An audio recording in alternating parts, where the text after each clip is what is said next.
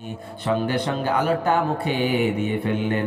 ওই জন্য সাইয়েদনা মূসা তোতলা হয়েছে। তাই তো সাইয়েদনা মূসা আলাইহিস সালাম যখন কথা বলতেন তখন সুন্দর স্পষ্ট করে কথা বলতে পারতেন না।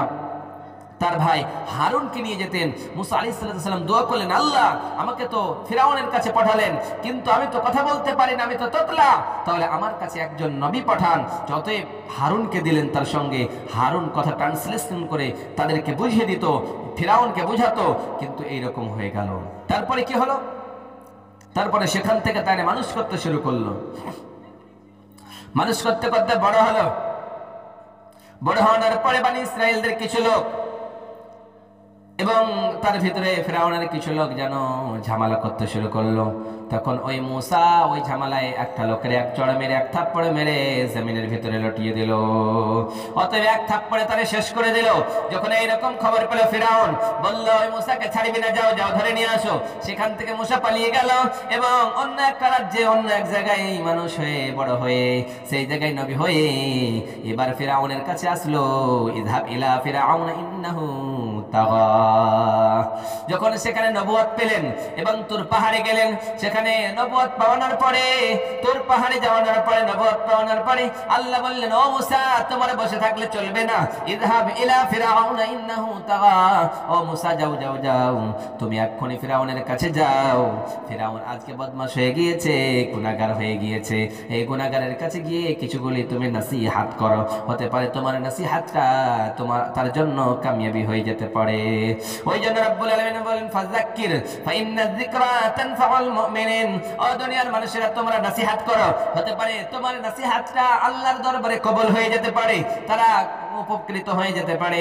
আজকে বারবার আপনাদের কাছে কবরের কথা বলতেছি, কিয়ামতের কথা বলতেছি, তওবার কথা বলতেছি, হাশরের ময়দানের কথা বলতেছি, কোরআনের কথা বলতেছি, এই লাইলাতুল কদরের কথা বলতেছি। হতে পারে মহামান্বিত রাত্রি, এই রাত্রিতে যদি আল্লাহর ইবাদত করেন, আল্লাহ আপনার জান্নাতুল ফিরদাউস দিয়ে দিতে পারে। সেখান থেকে তার ভাই হারুনকে নিয়ে এবার ফিরাউনের কাছে এসে বলতেছে, ও ফিরাউন, তুমি যে কাজ করো এই কাজটা ঠিক নয়, যে কাজে তুমি মগ্ন রয়েছে এই কাজটা ঠিক নয়। তুমি আল্লাহরে ভুলে গিয়েছো, তুমি নিজেকে রব মনে করেছো। দুনিয়ার জমিনে কেউ রব হতে পারে না, কেউ খোদা হতে পারে না। নিজেকে সবাই খোদা দাবি করে, কিন্তু এগুলো খোদা নয়, আমার আল্লাহ হচ্ছে খোদা। যে আল্লাহ বৃষ্টি দেয়, যে আল্লাহ তোমাদেরকে জমিনের ভিতরে রিজিক দেয়, খাবার দেয়, পানাহার দেয়, ওই আল্লাহ হলো রব। ওই আল্লাহ ছাড়া কাউরে মানা যাবে না, তুমি নিজেকে খোদা দাবি করো না। ফিরাউন বলতেছে, না না আমি খোদা। মূসা আলাইহিস সালাম বললেন, যাও যাও, তুমি যদি খোদা হবা তাহলে সূর্যটা তুমি একটা মানুষকে জীবিত করো আর মেরে দেখাও, তোমার কি ক্ষমতা রয়েছে? ফিরাউন দুইজন লোককে ডাকলো, ডাকানোর পরে দেখালো, একজনকে হত্যা করে দিল, একজনকে বাঁচায় রাখলো। এবার ফিরাউন মূসাকে বলে, ও মূসা দেখো দেখো দেখো, আমি দেখো এক্ষুনি একজনকে মারলাম, আবার আমি ছেড়ে দিলাম। এবার মূসা বললেন, তুমি তো এটা করতে পারলা, এবার বলো তো সূর্যটা পশ্চিম দিকে পূর্ব দিকে উদিত হয়, পূর্ব দিকে পশ্চিম দিকে ডুবে যায়, তুমি দেখাও তো, পূর্ব দিকে একদিন তুমি উঠিয়ে দেখাও। তার পক্ষে কখনোই সম্ভব হয়ে গেল না। যখন বারবার দিনের দাওয়াত দিতেছে, এবার ফিরাউন মানতে চাই না, বারবার তার উপরে এরকম করে। আল্লাহ যেই মুজিজা মূসাকে দিলেন, ওই মুজিজা প্রহার করলো, তারপরেও সে মানতে চাই না। ফিরাউন বলে, তুমি নবী, তুমি নিজেকে নবী দাবি করো, তোমার কাছে কি রয়েছে? আমার কাছে অনেক পাওয়ার রয়েছে, আমি পাওয়ারফুল্লি মানুষ, কি তুমি কি মানুষ? হ্যাঁ। এবার ফিরাউন তার জাদুঘরদের ডাক দিল, সমস্ত এলাকার জাদুঘরদের ডাক দিল, বিশাল বড় বড় জাদুঘর সবাই আসলো তার সামনে। আর সমস্ত সাপগুলি অর্থাৎ রশিগুলি ফেললো, সমস্ত সাপগুলি সেখানে রাখলো। আর ফিরাউন বলল, ফিরাউনের হাতে একখানা লাঠি ছিল। আল্লাহ জানিয়ে দিয়ে বললেন, ও ফিরাউন তুমি চিন্তা করো না, তুমি অপমানিত হবা না। তোমার হাতে কি ওখান? বলে লাঠি। বলছে ফিরাউন, ও মূসা তোমার লাঠিখানা জমিনের উপরে ছেড়ে দাও। জমিনে ছাড়া যে মাত্রই সেই ফিরাউনের ওই সাপগুলিরে খেয়ে ফেললো, সবগুলিরে শেষ করে দিল। যেমনি খেয়ে ফেললো, ফিরাউনের জাদুঘরের ঈমান আনলো। বললেন, আমরা মূসার রবের উপরে ঈমান আনলাম, কারণ তার রব হলো সত্য, আপনি কখনোই সত্য হয়ে যেতে পারেন না। এইরকম করে সবাই মূসার রবের উপরে ঈমান নিয়ে আনলো। এবার যখন সবাই ঈমান আনতে শুরু করলো তখন তারা কি করলো, এবার মূসাকে তাড়াও করো, মূসাকে হামলা করতে শুরু করলো। মূসার একটা মজা দেখালো, নিজের হাতের এই রাখা এই জায়গাটায় যেমনি হাতখানা বের করে হাতখানা চকমক করতে শুরু করলো। তখন এইরকম মজা দেখে ফিরআউন ক্ষান্ত হয়ে, ফিরআউন বিচলিত হয়ে রাগান্বিত হয়ে মূসাকে মারার জন্য পারমিশন দিয়ে দিল। মূসাকে ছাড়া যাবে না, যাও তোমরা তারে শেষ করে দিবা, তারে বাঁচিয়ে রাখা যাবে না, তার জীবনের মতো শেষ করে দাও। এবার তারা আসলো কি করলো, সেখান থেকে আসানোর পরে এবার মূসা তার কমগুলিকে নিল, তার দলবল ঈমান যারা নিয়ে এসেছে সবার দিল নিল, এবং তারা কি করলো, ফালাম্মা তারাল জামাআন ক্বাল আসহাবু মূসা ইন্না রাব্বি লামুদরাকুন। এবার মূসা আলাইহিস সালাতু সালাম সমস্ত লোকদেরকে নিলেন, তারপরে সেখান থেকে চলে গেলেন হায়রে, বললেন এই জামানায় আর থাকা যাবে না, এই ফিরআউনের রাজ্যে থাকা যাবে না, ফিরআউন আমাদেরকে এক এক করে শেষ করে দিতেছে, এই জায়গায় থাকা আমাদের জন্য শেষ ঠিক হবে না, আমার আল্লাহ অর্ডার করেছে তোমরা এখান থেকে চলে যাও। এবারে তারা সেখান থেকে পালাবে, যেতে যেতে সামনে নদী পড়লো নীল দরিয়া, এবার নীল দরিয়া সমুদ্রে পড়ে গেল। এবার মূসা আলাইহিস সালাম ডাকতে শুরু করলো, এবার মূসার কম বলতেছে, মূসা তুমি তো মরবা আমারে লইয়াও তুমি মনে হয় জীবনটা দিয়ে দিবা, অতএব আমরা ছেলে ছেড়েছি, আমরা মেয়ে ছেড়ে এসেছি, আমাদের খানদান ছেড়ে এসেছি, বংশগত সবার ছেড়ে এসেছি, আমরা মনে হয় আজকে চিরতরের মতো ফিরআউনের হাতে মারা যাব, কারণ এখান থেকে বাঁচার তো পথ নেই, সামনে আমাদের নদী, পিছনে ফিরআউনের দল, অতএব ফিরআউনের দল আমাদের আজকে চিরজীবনের মতো শেষ করে দেবে, শেষ করে দেবে।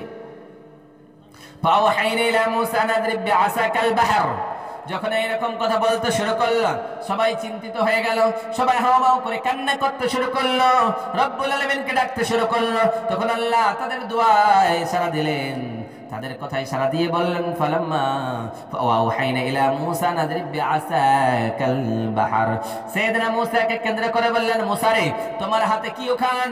মূসা বললেন, আমার হাতে লাঠি।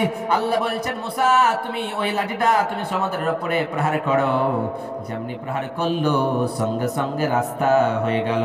সাইয়েদনা মূসা এবং তার দলবলকে লইয়া ঈমানি মানুষদেরকে নিয়ে গিয়ে বনি ইসরায়েলদেরকে নিয়ে গিয়ে ওই পারে চলে গেলেন। যেমনি ওই পারে গেল, এবার ফিরআউনের দল এই দিকে থাকলো, যখন সমস্ত গুলি আসলো তখন তারা দেখতে পেল মূসা পার হয়ে গিয়েছে।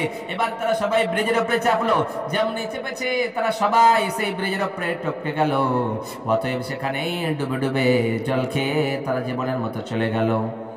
সাইয়েদনা ফিরআউন ছিল 7 হাত লম্বা, অতএব ফিরআউন পানিতে ডুবতেছে, তারপরে বলতেছে মনে হয় বেঁচে যাব, যখন হাঁটু পর্যন্ত ডুবেছে বলে হয় মনে হয় বেঁচে যাব, কোমর পর্যন্ত ডুবেছে তারপরে বলে আমি বেঁচে যাব, গলা পর্যন্ত যখন বেঁচে যায় ডুবে যায় তখন বলছে মূসা ওয়া আনা মিনাল মুসলিমিন, আমি মুসলমান হলাম, আমি আত্মসমর্পণ করলাম তোমার রবের উপরে। আল্লাহ বললেন এখন তোমার দরজা বন্ধ হয়ে গিয়েছে, এখন বললে হবে না, যখন ইস্তেগফার করার সময়, যখন তওবা করার সময়, যখন আল্লাহরে ডাকার সময় ছিল তখন তুমি ডাকো নাই, তুমি আল্লাহরে ভুলে গিয়েছিলা, তুমি নিজেকে রব মনে করেছিলা, তুমি সত্যের গরম দেখিয়েছিলা, তুমি অহংকার করেছিলা, তুমি হিংসা করেছিলা, তুমি বিবাদ করেছিলা, তুমি ঝামেলা বাঁধিয়েছিলা, এখন আর সময় নাই রে ফিরআউন, এখন তুমি ডুবে ডুবে জীবনের মতো চলে যাও। ওই ফিরআউন হিংসা করতো, নিজেকে রব মনে করতো, তাই আজ পর্যন্ত ফিরআউনের লাশ কেউ খাচ্ছে না, ফিরআউনের ওই রকম দেহতে কেউ কিড়া পোকা কিছুই লাগতেছে না, কারণ আল্লাহর গজব যার উপরে আসে চিরজীবনের মতো তার উপরে আল্লাহর গজব হতেই থাকে। এইরকম কোন মানুষকে পারোয়া করে না।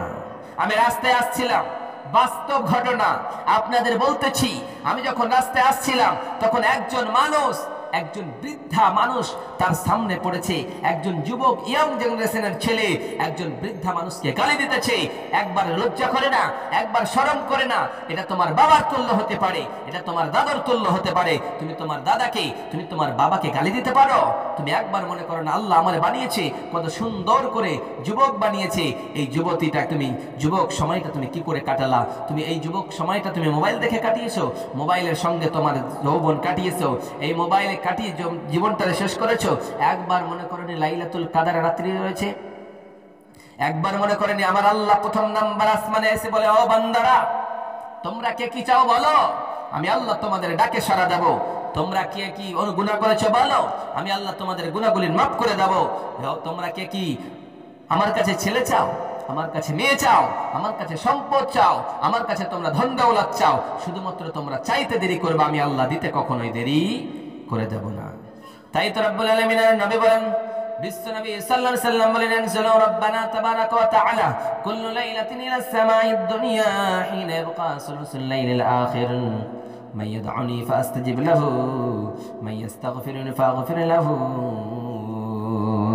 বিশ্ব নবী সাল্লাল্লাহু আলাইহি সাল্লাম বলেন, দুনিয়ার মানুষেরা রে, আমার আল্লাহ যখন প্রথম নাম্বার রাত্রি হয়ে যায়, প্রথম নাম্বার গহীন রাত্রি হয়ে যায়, এই লাইলাতুল কদর রাত্রিতে, প্রতিদিন রাত্রিতে আমার আল্লাহ প্রথম নাম্বার আসমানে ডাক দিয়ে বলে, আমার বান্দারা মাইয়াদউনি ফাআস্তাজিব লাহু, তোমরা আমারে ডাকো, আমি তোমাদের ডাকে সাড়া দেব। তোমরা কেমনে ডাকবা? মসজিদে গিয়ে আল্লাহ আল্লাহ বলবা, রব্বানা রব্বানা বলবা, মাবুদ মাওলা বলবা, আমি তোমাদের ডাকগুলিতে সাড়া দিয়ে দেব।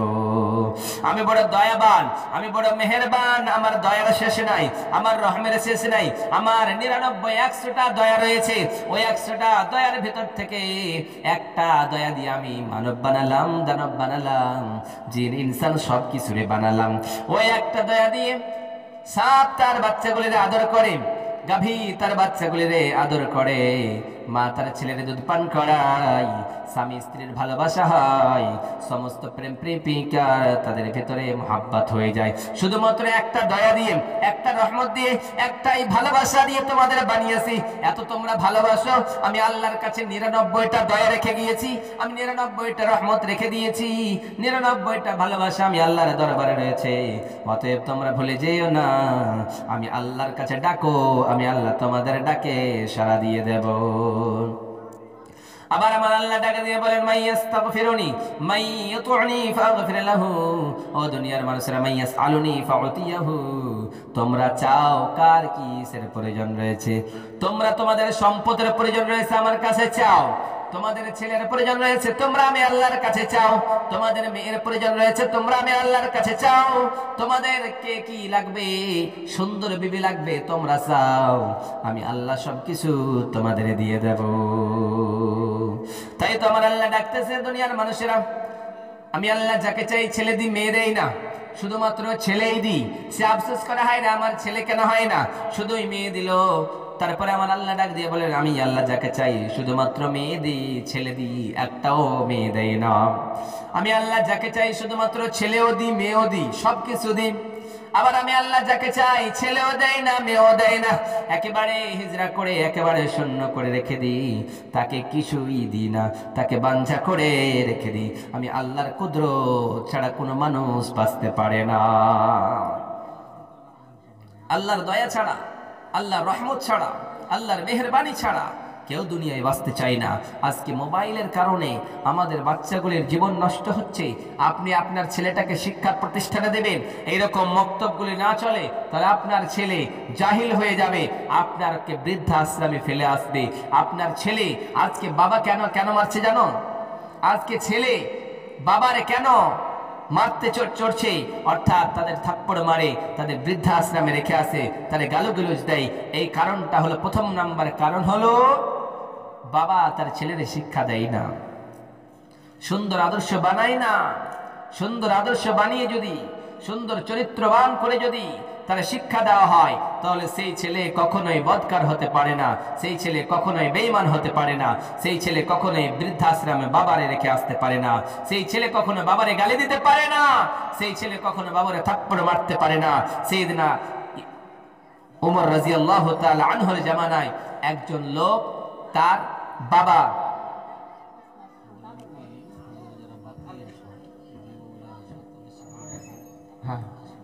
ভালো না, বেশি প্রত্যেক গ্রামের লোকদের বলা হচ্ছে, যিনারা এখানে আছেন কিছুক্ষণ ওয়াজ হবে, মাইকের সার্ভিস ভালো নেই, রাত্র গভীর হয়েছে, যে যা দিবেন আমার হাতে দিয়ে যান, আমি মুসাফির মানুষ, আপনাদের জন্য এই লাইলাতুল কদর রাত্রিতে ইনশাআল্লাহ দোয়া করব।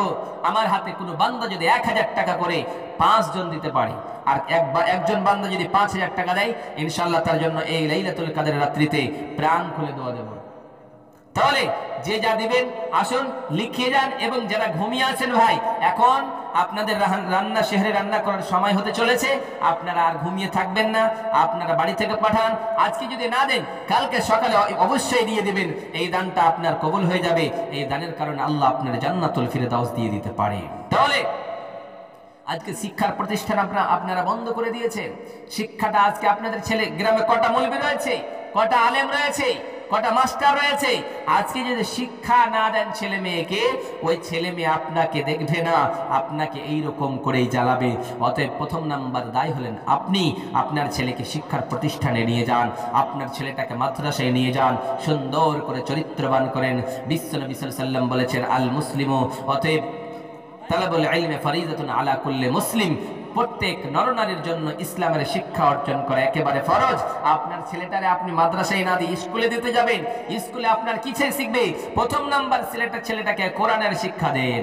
আল কোরআনের প্রথম বাণী পড়ো, আল হাদিসে নবীর কথা পড়ো, পড়ে পড়ে শিখো, শিখে শিখে তুমি তোমার নিজের জীবন গড়ো, নিজের জীবন গড়ো। আল কোরআনের প্রথম বাণী পড়ো, আল হাদিসে নবীর কথা পড়ো, পড়ে পড়ে শিখো, শিখে শিখে তুমি তোমার নিজের জীবন গড়ো, নিজের জীবন গড়ো। কোরআনের প্রথম বাণী পড়ো। আপনার ছেলেটাকে পড়তে না পাঠিয়ে বাইরে পাঠান। টাকার জন্য কিছু ক্ষণিক্ষণের জন্য আপনার জীবনটা সুখী হতে পারে, কিন্তু জীবনের মতো আপনার জীবন সুখী হতে পারে না। তাহলে কি পড়ছিলাম? মাইয়াস আলুনি ফাউতিয়াহু, আল্লাহ ডাক দিয়ে বলে, ও গোলাম, প্রথম নাম্বার আসমানে আমি গহীন রাত্রি যখন হয়, তখন আমি আমার বান্দাদের ডাক দিয়ে বলে, ও আমার বান্দারা, তোমরা কে কি চাও বলো, আমি আল্লাহ তোমাদের ডাকে সাড়া দেব, তোমাদের চাওয়া পূর্ণ করে দেব। আবার রব্বুল আলামিনের নবী বলেন, বিশ্বনবী সাল্লাল্লাহু আলাইহি ওয়াসাল্লাম বলেন, মাইয়াস্তাগফিরুনি ফাগফির লাহু, তোমরা গুনাহ করেছো, পাপ করেছো, তোমরা আমার আল্লাহর দরবারে ইস্তেগফার করো, আমার আল্লাহ তোমার জীবনের গুনাহগুলি মাফ করে দেবে। কিন্তু আমরা হতভাগা চাইতে জানি না, আমরা ডাকার মতো ডাকতে জানি না। ডাকার মতো ডাকলে খোদা, আমরা ডাকার মতো যদি ডাকি আমার আল্লাহরে, আমার রবের যদি ডাকতে পারি, আমার আল্লাহ কখনোই ফিরিয়ে দেবে না। কিন্তু আমরা হতভাগা মুসলমান আজকে লাঞ্ছিত হচ্ছি এই কারণেই যে আল্লাহকে ডাকতেছি না। আমার আল্লাহ বলতেছেন, জাহারাল ফাসাদু ফিল বাররি ওয়াল বাহর, ও দুনিয়ার মানুষেরা, জাহারাল ফাসাদু ফিল বাররি ওয়াল বাহর বিমা কাসাবাত আইদিন নাস, ও দুনিয়ার মানুষেরা, তোমাদের উপরে যেগুলি আযাব আছে আর গজব আছে, সেগুলি তোমাদের হাতের কামাই, তোমাদের কর্ম। তোমরা ভুল করো, তোমরা অন্যায় করছো, তোমরা বেঈমানি করো, তোমরা আল্লাহর চিনো না, নবীর হাদিসকে ছেড়ে দিয়েছো, নবীর সুন্নাতকে ছেড়ে দিয়েছো। তার কারণে তোমাদের আযাবগুলো যেগুলো দেখতে পাও তোমরা, কখনো বৃষ্টি হয় না, কখনো না বৃষ্টি হয়ে যায়, কখনো আবার বৃষ্টি দিয়ে সয়লাভ করে শেষ করে দেয়। ওগুলো তোমাদের হাতে কামাই। তোমরা যদি ভালো আমল করো তাহলে তোমাদের নাজাত দেবে, তোমাদের আযাব দেবে না। তোমাদের আযাব যখন দেয় চিনে চিনে দেয় না, বেছে বেছে দেয় না। একটা এলাকায় যদি আযাব আল্লাহ দেওয়ার ইচ্ছে করে, তাহলে ওই এলাকায় যদি কিছু ভালো মানুষ থাকে তার উপরেও আযাব আছে। বিশ্বনবী সাল্লাল্লাহু আলাইহি ওয়াসাল্লাম সাইয়েদনা মুসা আলাইহিস সালাম আল্লাহরে বললেন, আল্লাহ, আমি বুঝলাম একটা মানুষ অন্যায় করেছে, তারে আযাব দাও। 5টা মানুষ অন্যায় করেছে, তারে আযাব দাও। কিন্তু এলাকার ভিতরে 10টা মানুষ ভালো হতে পারে, 10টা মানুষ খারাপ হতে পারে। তাহলে আমার আল্লাহ ওই 10টা মানুষের কারণে ওই 10টা মানুষের উপরে কেন আযাব দাও? আমার আল্লাহ বলতেছেন, মুসা রে, শোনো শোনো শোনো শোনো, যাও যাও, তুমি সফরে গেল। ওই মুসা যখন গেল বিশ্রাম করার জন্য একটা জায়গায় বসলো, ওই জায়গায় যেমনি বসেছে, কিছুগুলি চিউটি অর্থাৎ পিঁপড়া ওই সাইয়েদনা মুসাকে কামড় দিয়েছে। মুসা রাগের চোটে সমস্ত পিঁপড়াগুলি রে মেরে দিয়েছে। আল্লাহ ডাক দিলেন, মুসা, তুমি তো বলেছো একজন ভুল করলে তারে বেছে বেছে মারো, কিন্তু একজন পিঁপড়া তোমারে মেরেছে, 2-4টা পিপলিকা তোমারে কামড় দিয়েছে, কিন্তু সবগুলি পিঁপড়া এলাকাকে কেন তুমি মারলা বলো বলো? সাইয়েদনা মুসা বললেন, আল্লাহ, আমি রাগ সহ্য করতে পারি নাই, আমি রাগ কন্ট্রোল করতে পারি নাই, তাই করেছি। আল্লাহ ডাক দিয়ে বলেন, আমার মুসা রে, আমি আল্লাহ যখন আযাব দেই বেছে বেছে দেই না, যখন আযাব দেই সবারে আযাব দিয়ে শেষ করে দিই। ইমানের পথে অবিচল থেকে আমার মরণ যেন হয়, ইমানের পথে অবিচল থেকে আমার মরণ যেন হয়। দয়া করো গো দয়াময়, তুমি রহিম রহমান, তুমি সারা ক্ষমা করিবে কে বলো, তুমি সারা দয়া করিবে কে বলো।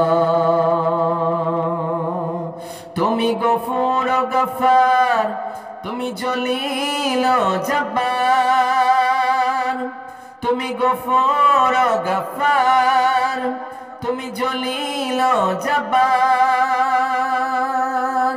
তোমার দয়ার সীমা পাই না খুঁজে, ইমানের পথে অবিচল থেকে আমার মরণ যেন হয়। তোমারই কাছে করে যে মিনতি, তোমারই কাছে করে যে মিনতি, দয়াময় কগো মহামহিয়াম, ইমানের পথে অবিচল থেকে আমার মরণ যেন হয়। ইমানের মওত চাই আমরা, ইমানি হালাতে আমরা মৃত্যুবরণ করতে চাই। আমরা বেঈমান হতে পারি না, আমরা বেঈমান হয়ে মরতে চাই না, আমরা ইমানদার হয়ে মরতে চাই। যদি আপনি ইমানদার হয়ে মরতে চান, মরতে চান, তাহলে আপনাকে মসজিদ চিনতে হবে। মান বানা লিল্লাহি মসজিদান বানাল্লাহু লাহু বাইতান ফিল জান্নাহ। কেউ যদি মসজিদ বানায়, আল্লাহ তার জন্য ঘর বানাবে। আপনারা সুন্দর দান করেছেন, আল্লাহ রাজি হয়ে গিয়েছে। আজকে আল্লাহ হয়তো আপনাদের জান্নাতুল ফিরদাউস দিতে পারে। অতএব আপনি যদি মুসলমান হন, আজকে আমাদের মাটিতে কখনো এনআরসি বলা হয়, কখনো সিএ বিল পাস করা হয়। এগুলো কেন করা হয়? আজকে আমাদেরকে মুসলমান সমাজকে রাষ্ট্রীয় করে দেওয়ার জন্য, শেষ করে দেওয়ার জন্য, ধ্বংস করে দেওয়ার জন্য। এই কিছুদিন আগে ইলেকশন সভা নিয়ে আজকে সেখানে উঠিয়েছে, আওয়াজ উঠিয়েছে। আজকে রোহিঙ্গা মুসলমানদেরকে শেষ করেছে, জানেন? ওই রোহিঙ্গা মুসলমানদেরকে শেষ করেছে। কখনো মসজিদে আকসার উপরে হামলা করতেছে, কখনো বাবরি মসজিদকে ভেঙে দিয়ে সেখানে রাম মন্দির তৈরি করা হচ্ছে। এই যে বাস্তবের ঘটনা, মালদা জেলার আদিনা মসজিদ নিয়ে কথা উঠিয়েছে, শুনেছেন? আদিনা মসজিদের উপরে যেন শিবের লিঙ্গ রয়েছে, সেটাকে বলে প্রচার করে সেই জায়গার সরকার তারা সেখানে কল্পনা চালিয়েছে, এই মসজিদকে ভেঙে সেখানেও মন্দির তৈরি করার চেষ্টা চালিয়েছে। কিন্তু আমার আল্লাহ যদি রাজি থাকে, এগুলো মসজিদ একটা ভাঙতে পারবে না। আমার আল্লাহ এইরকম মসজিদ শত শত মসজিদ বানিয়ে দিতে পারে। কিন্তু আজকে আমাদের ঈমান নষ্ট হয়ে গিয়েছে। এই যে দিল্লির জামে মসজিদের উপরে কিছুগুলি হামলা করা হলো, সামনাসামনি মানুষকে মারা হচ্ছে, পিটিয়ে লাল করে দেওয়া হচ্ছে, এবং মসজিদে আকসার ভিতরে এই কিছুদিন আগে আবার সেখানে লড়াই শুরু করলো। এবার তারা তাদের যুদ্ধ থামে না, শত শত মানুষ জীবন দিয়েছে। আজকে তারা কেন? ইসলামের জন্য আবার কেউ জান দিতে রাজি হয়েছে, আবার ইসলামকে ছিনিয়ে নেওয়ার জন্য আবার জান দিতে রাজি হয়েছে। আজকে আমরা যদি বেঈমান না হই, আমরা যদি ইমানদার হই, আমরা হিংসায় মেতে আছি। একজন বড় লোক হচ্ছে, আপনার গ্রামে একজন শিক্ষিত হচ্ছে, আপনার হিংসা হচ্ছে আমার ছেলেটা কেন হয় না। কিন্তু আপনি মনে করেন ভাগ্যবান আপনি, আপনার জানাজা পড়বে, আপনার কাছে আসবে ওই ছেলেটা, আপনার সামনে কোরআন তেলাওয়াত করবে। আপনি এগুলি ভুলে যেন না। আপনি যেদিন ভুলে যাবেন, ইসলাম থেকে যেদিন আপনি সরে যাবেন, আপনার উপরে আল্লাহ লানত রবে। আপনি গীবত করে জীবনটা নষ্ট করছেন। কিন্তু আপনি কোরআনের বিধানে একবার দেখেছেন? আপনি কোরআনের বিধানে একবার পড়েছেন? আল্লাহ কি বলছেন? তোমরা গীবত করো না, তোমরা সন্দেহজনক করো না। ইয়া আইয়ুহাল্লাযীনা আমানু ইজতানিবু কাসীরাম মিনায-যান্নি ইন্না বা'দায-যান্নি ইসমু ওয়া লা তাজাসসাসু ওয়া লা ইয়াগতাব বা'দুকুম বা'দান আইয়ুহিব্বু আহাদুকুম আইয়াকুলা লাহমান আখিহি মাইতান ফাকারহিতুমুহু। রব্বুল আলামিন বলেন, ঈমানদার গণেরা, তোমরা বদগুমান করো না, তোমরা একে অপরের উপরে তোমরা হিংসা করো না, তোমরা কখনো কারো নাম ধরে ডাকিয়ে না, নাম বিগড়ে ডাকিয়ে না, এবং তোমরা গীবত করো না, অন্যের সমালোচনা করো না, অন্যের উপরে চুগলিখড়ি করো না। কারণ গীবত যদি তোমরা করো, আইয়াকুল লাহমান আখিহি মাইতান, তোমরা কি তোমাদের মৃত্যু ভাইয়ের মাংস খেতে চাও? কেউ চাই না। আমরা কেউ মৃত্যু ভাইয়ের মাংস খেতে চাই না। আমরা তো মানুষের মাংসই খেতে চাই না, আবার মৃত্যু ভাইয়ের মাংস। আমার আল্লাহ বলছেন, তোমরা যদি গীবত করো, তাহলে তোমরা এইরকমই কাজ করলাম। বিশ্বনবী সাল্লাল্লাহু আলাইহি ওয়াসাল্লাম মিরাজে গেলেন। মেয়েরাজে যে দেখলেন কিছুগুলি মানুষের যেন মুখটাকে ফাড়া হচ্ছে, আকর্ষি লাগিয়ে এইরকম এই দিক থেকে সোজা করা হচ্ছে, আবার এই দিক ঠিক হচ্ছে, এই দিকে এইরকম করে লাগা হচ্ছে। বিশ্বনবী বললেন, জিবরিল বলো বলো বলো, এইরকম আযাব কেন দেওয়া হচ্ছে রে জিবরিল? বিশ্বনবী ওই জিবরিল আমিন বললেন, নবী গো, এই লোকটা সব কাজ করত, ইমানদার ছিল, আল্লাহওয়ালা ছিল, কিন্তু লোকটা কখনোই নামাজ পড়ে নাই। অতএব লোকটা সদস্যরা নামাজ পড়েছে, রোজা রেখেছে, সব করেছে রে নবী, কিন্তু লোকটা গীবত করত, একজনের কথা অন্যজনকে বলতে বড্ড ভালোবাসতো, এই জন্যই তার আযাব হতেছে। বিশ্বনবী বললেন, যাও যাও যাও, এইরকম গীবত যদি তোমরা করো, এইরকম আযাব তোমাদের পেতে হবে। আবার আমাদের সমাজে মিথ্যা কথা আছে না নেই? মিথ্যা কথা বলার কারণে বিশ্বনবী দেখলেন কিছুগুলি মানুষের জিহ্বাকে যেন আগুনের কেচি দিয়ে কাটা হচ্ছে। বিশ্বনবী জিবরিলকে বললেন, জিবরিল আমিন বলো বলো বলো, এইরকম কেন করা হচ্ছে? জিবরিল আমিন বললেন, নবী গো, এই লোকটা দুনিয়ার জমিনে সব কাজ করেছিল, দেশে দেশে ভালো কথা বলতো, কোরআনের কথা বলতো, হাদিসের কথা বলতো, কিন্তু মিথ্যা কথা বলতো গো নবীজি, এইরকম তার আযাব হতেছে। তো আমরা মিথ্যা কথা বলতে চাই না, আমরা চুগলিখড়ি করতে চাই না, আমরা গীবত করতে চাই না, আমরা হিংসা করতে চাই না, আমরা ইমানদার হতে চাই, আমরা আল্লাহওয়ালা হতে চাই, আমাদের সমাজটারে আমরা ঠিক করিয়ে নিতে চাই। এই লাইলাতুল কদর রাতে কেউ যদি এই রাতে উন্নত হতে পারলো না, আল্লাহকে রাজি করিয়ে নিতে পারলো না, বিশ্বনবী সাল্লাল্লাহু আলাইহি ওয়াসাল্লাম বললেন, তার মতো হতভাগা কেউ নেই, তার মতো হতভস্ত কেউ নেই। আজকে আমাদের এলাকায় কিছুদিনের ঘটনা, আপনাদের বাস্তব ঘটনা বলতেছি। একজন ছেলেকে, সুন্দর ছোট্ট একটা ছেলেকে, 2-3 মাসের ছেলেকে তারা কি করেছে, আগুন দিয়ে জ্বালিয়ে একটা নির্জন জায়গায় রেখে দিয়েছে। তারপরে দেখা গেল ওই ছেলেটাকে তালাশ করা হচ্ছে, ঢোঁড়া হচ্ছে, খোঁজ করা হচ্ছে, কিন্তু ছেলেটার খোঁজ পাওয়া যাচ্ছে না। যখন ছেলেটার খোঁজ পাওয়া যায় না, তারপরে কিছুদিন পর, 2-4 দিন পর ছেলেটাকে পাওয়া গেল। সেখানে পাওয়া যাওয়ার পরে সেই ছেলেটাকে পুলিশ প্রশাসন নিয়ে গেল এবং তারা ধরা গেল যে তার বাবা যেন তার ছেলেটারে মেরেছে। তা আপনি দেখুন সমাজে কি হয়েছে, বাবা ছেলেরে মারতেছে। কেন কেন মারতেছে? জাহিলিয়াতের যুগ হয়েছে, অর্বরতার যুগ হয়েছে, অজ্ঞতার যুগ হয়েছে, সে সন্তানদেরকে মেরে মেরে হত্যা করা হচ্ছে। মেডিসিনের দ্বারা হোক, এমনি হোক, যেমনি হোক, যেমন করে হোক না কেন, আজকে সন্তানদের মারা হচ্ছে। আপনি মানুষ হয়েছেন, আপনাকে আল্লাহ এত সুন্দর করে বানিয়েছে, একবার ইস্তেগফার করুন, জীবনের গুনাহগুলির মাফ করিয়ে নিন।